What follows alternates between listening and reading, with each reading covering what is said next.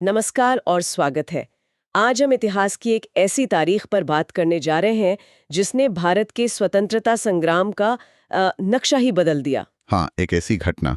सोचिए, एक देशव्यापी आंदोलन अपने चरम पर है, लाखों लोग सड़कों पर हैं और अंग्रेजी हुकूमत पर जबरदस्त दबाव है। और फिर एक छोटे से अनजान से कस्बे में कुछ ऐसा होता है कि सब कुछ रुक जाता है। और यही बात इस घटना को इतना दिलचस्प बनाती है। ये किसी बड़े शहर में नहीं हुआ, कोई बड़ी राजनीतिक साजिश नहीं थी। ये हुआ गोरखपुर के पास एक जगह चौरी चौरा में 4 फरवरी 1922 को। हमारे पास जो जानकारी है वो हमें उस एक दिन की कहानी तो बताती है, लेकिन आज हमारा मकसद सिर्फ कहानी सुनाना नहीं है ना? बिल्कुल। हमारा मकसद ये समझना है कि कैसे एक स्थानीय घटना राष्ट्रीय इतिहास का सबसे बड़ा मोड़ बन गई। ऐसा क्या था उस दिन में, उस गुस्से में और उस एक फैसले में जिसने स्वतंत्रता संग्राम की धारा ही मोड़ दी। चलिए आज इसी की गहराई में उतरते हैं। बिल्कुल। और शुरुआत मुझे लगता है उस समय के माहौल से करनी होगी। 1922 का भारत था कैसा? सिर्फ राजनीतिक तौर पर नहीं, बल्कि एक आम इंसान के स्तर पर। हाँ, ये जरूरी है क्योंकि असहयोग आंदोलन चल रहा था, ये तो हम सब जानते हैं। गांधी जी की एक आवाज पर लोग स्कूल, कॉलेज, नौकरियां सब छोड़ रहे थे। लेकिन चौरी चौरा जैसे एक आम कस्बे में इसका क्या मतलब था? वहां के लोगों के लिए इस आंदोलन के क्या मायने थे? देखिए, मायने बहुत गहरे थे। असहयोग सिर्फ अंग्रेजों के खिलाफ एक राजनीतिक नारा नहीं था, ये उस समय की आर्थिक तंगी के खिलाफ भी एक आवाज थी। अच्छा। पहला विश्व युद्ध अभी अभी खत्म हुआ था, महंगाई आसमान छू रही थी और किसानों पर लगान का बोझ बढ़ता ही जा रहा था। चौरी चौरा के आसपास के इलाकों में किसानों और छोटे जमींदारों में जबरदस्त गुस्सा था। तो जब गांधी जी ने असहयोग की बात की, तो लोगों को उसमें सिर्फ राजनीतिक आजादी नहीं, बल्कि अपनी रोजमर्रा की मुश्किलों से आजादी की उम्मीद भी दिखी। तो मतलब ये सिर्फ अंग्रेजों भारत छोड़ो का मामला नहीं था? नहीं, बिल्कुल नहीं। ये स्थानीय शोषण, महंगाई और जमींदारी प्रथा के खिलाफ जो जमा हुआ गुस्सा था, उसे असहयोग आंदोलन ने एक मंच दे दिया था। बिल्कुल। तो माहौल पहले से ही किसी, कह सकते हैं, बारूद के ढेर जैसा था। असहयोग आंदोलन ने उस गुस्से को एक दिशा तो दी, लेकिन वो गुस्सा बहुत अस्थिर था। और 4 फरवरी को इसी ढेर में एक चिंगारी लग गई। और वो चिंगारी क्या थी? हमारे पास जो दस्तावेज हैं वो बताते हैं कि उस दिन असहयोग आंदोलन के कुछ स्वयंसेवक एक जुलूस निकाल रहे थे। सब कुछ शांतिपूर्ण था, जो कि आंदोलन का मूल सिद्धांत था, अहिंसा। फिर अचानक ऐसा क्या हुआ कि हालात बिगड़ गए? हुआ ये कि स्थानीय पुलिस ने जुलूस को रोकने की कोशिश की और उनके एक नेता को पीटा। बाद में जब प्रदर्शनकारी इसी बात का विरोध करने थाने पहुंचे, तो पुलिस ने उन पर लाठीचार्ज कर दिया और कुछ रिपोर्ट्स तो ये भी कहती हैं कि गोलियां भी चलाईं। यहाँ सबसे अहम बात यह है कि प्रदर्शनकारी निहत्थे थे। ये बात मुझे बहुत महत्वपूर्ण लगती है। एक तरफ गांधी जी का अहिंसा का सिद्धांत, जिस पर महीनों से देश अमल करने की कोशिश कर रहा था, और दूसरी तरफ राज्य की सीधी हिंसा, पुलिस का लाठीचार्ज। इन दोनों के टकराने पर क्या हुआ? विश्वास टूटा। देखिए, जब एक निहत्थी और शांतिपूर्ण भीड़ पर सत्ता अपनी ताकत का इस्तेमाल करती है, तो ये सिर्फ एक कानून व्यवस्था का मामला नहीं रह जाता। नहीं, ये आंदोलन की आत्मा पर हमला होता है। गांधी जी लोगों को सिखा रहे थे कि नैतिक बल से साम्राज्य को झुकाया जा सकता है, और पुलिस की लाठियों ने उस नैतिक बल को सीधी चुनौती दे दी। और फिर जो हुआ, उसने सबको चौंका दिया। वो भीड़ जो कुछ देर पहले तक शांति से नारे लगा रही थी, वो अचानक गुस्से से भर गई और उसने सीधा पुलिस थाने को ही घेरकर आग लगा दी। ये बदलाव कैसे हुआ? एक अहिंसक भीड़ इतनी हिंसक कैसे हो गई? यहाँ हमें भीड़ के मनोविज्ञान को समझना होगा। ये कोई सोची समझी साजिश नहीं थी। अच्छा, ये सहज प्रतिक्रिया थी, एक विस्फोट। सालों का दबावा गुस्सा, आर्थिक तंगी, स्थानीय जमींदारों का शोषण और फिर ऊपर से पुलिस का लाठीचार्ज, इन सब ने मिलकर उस बांध को तोड़ दिया जिसे अब तक अहिंसा के सिद्धांत ने थाम रखा था। और उस गुस्से का निशाना बना पुलिस थाना। क्यों थाना ही क्यों? क्योंकि वो थाना सिर्फ एक इमारत नहीं था, वो उस पूरी व्यवस्था का प्रतीक था जो उनका शोषण कर रही थी। सही। वो अंग्रेजी हुकूमत का भी प्रतीक था और स्थानीय स्तर पर पुलिस और जमींदारों के गठजोड़ का भी। तो उस थाने को जलाना सिर्फ बदला लेना नहीं था, बल्कि उस दमनकारी सत्ता के प्रतीक को ही नष्ट कर देना था। लेकिन इस प्रतीकात्मक कार्रवाई का नतीजा बहुत भयानक हुआ। उस आग में 22 पुलिसकर्मी जिंदा जलकर मर गए। यह अब कोई स्थानीय विरोध प्रदर्शन नहीं था, यह एक नरसंहार था। हाँ, और इसी आंकड़े ने इस घटना को हमेशा के लिए इतिहास में दर्ज कर दिया। 22 पुलिसकर्मियों की मौत। अंग्रेजी हुकूमत के लिए असहयोग आंदोलन पर सवाल उठाने का, उसे बदनाम करने का और उसे कुचलने का सबसे बड़ा बहाना बन गया। उन्हें एक मौका मिल गया। बिल्कुल, उन्हें ये डर सताने लगा कि अगर चौरी चौरा की आग पूरे देश में फैल गई तो हालात काबू से बाहर हो जाएंगे। और फिर कहानी में महात्मा गांधी की एंट्री होती है। जब उन तक ये खबर पहुंची तो उन्होंने एक ऐसा फैसला लिया जो आज भी 100 साल बाद भी बहुत विवादास्पद माना जाता है। उन्होंने पूरे देश में चल रहे असहयोग आंदोलन को वापस ले लिया। एक झटके में, जब आंदोलन अपने चरम पर था, जब लग रहा था कि शायद आजादी बस कुछ ही दूर है। यही बात मुझे आज भी हैरान करती है। अगर पूरा देश आंदोलन के साथ था तो गांधी जी ने उसे एक गांव में हुई घटना की वजह से रोक क्यों दिया?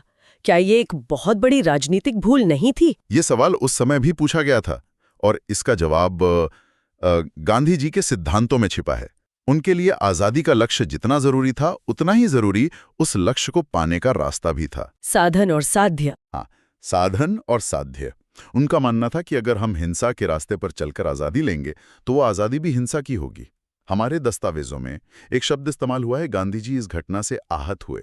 ये सिर्फ निराशा या गुस्सा नहीं था, ये एक गहरा व्यक्तिगत दुख था। आहत हुए जैसे उन्हें व्यक्तिगत चोट लगी हो। बिल्कुल, उन्हें लगा कि जिस सत्य और अहिंसा के सिद्धांत को वो आंदोलन की आत्मा मानते थे, उसी आत्मा को उनके ही लोगों ने मार दिया। उन्हें एहसास हुआ कि देश अभी एक बड़े अहिंसक आंदोलन के अनुशासन के लिए तैयार नहीं है। उन्हें डर था कि अगर आंदोलन जारी रहा तो अंग्रेजों को चौरी चौरा का बहाना बनाकर हजारों बेगुनाहों को मारने का लाइसेंस मिल जाएगा, और एक बड़े नरसंहार से बचने के लिए उन्होंने आंदोलन को ही रोक देना बेहतर समझा। लेकिन जाहिर है सब लोग इस तर्क से सहमत नहीं हुए होंगे। कांग्रेस के अंदर जो बाकी बड़े नेता थे, जैसे मोतीलाल नेहरू, सुभाष चंद्र बोस, उनकी क्या प्रतिक्रिया थी? वो सख्त खिलाफ थे, और यहीं पर यह कहानी और भी ज्यादा जटिल हो जाती है। ये कोई सर्वसम्मति से लिया गया फैसला नहीं था। मोतीलाल नेहरू, लाला लाजपत राय, CR दास, सुभाष चंद्र बोस, ये सभी गांधी जी के इस फैसले से बेहद नाराज थे। अच्छा। जेल में बंद नेहरू जी ने इसे अविश्वसनीय कहा। उनका तर्क था कि जब आंदोलन जीत की दहलीज पर खड़ा है तो एक दूरदराज के गांव की घटना के लिए पूरे देश को सजा देना एक हिमालयी भूल है। मतलब कांग्रेस के अंदर ही एक बड़ा टकराव पैदा हो गया था। बहुत बड़ा। सुभाष चंद्र बोस ने तो यहां तक कहा कि जिस समय जनता का उत्साह चरम पर था, उस समय पीछे हटने का आदेश देना किसी राष्ट्रीय आपदा से कम नहीं था।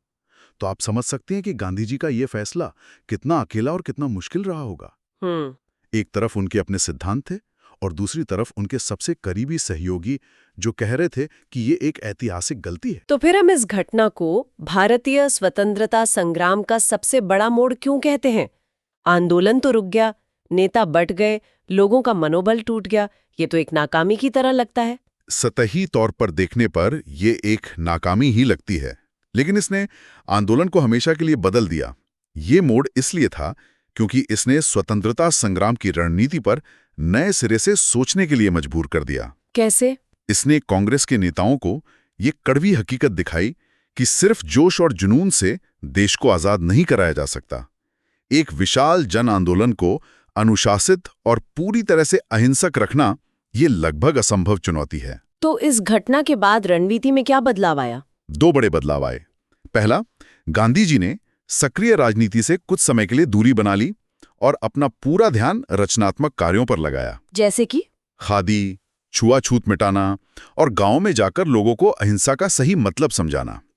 उन्हें समझ आ गया था कि अगला बड़ा आंदोलन शुरू करने से पहले जनता को उसके लिए तैयार करना होगा, उन्हें प्रशिक्षित करना होगा। और दूसरा बदलाव कांग्रेस के अंदर हुए विभाजन से निकला।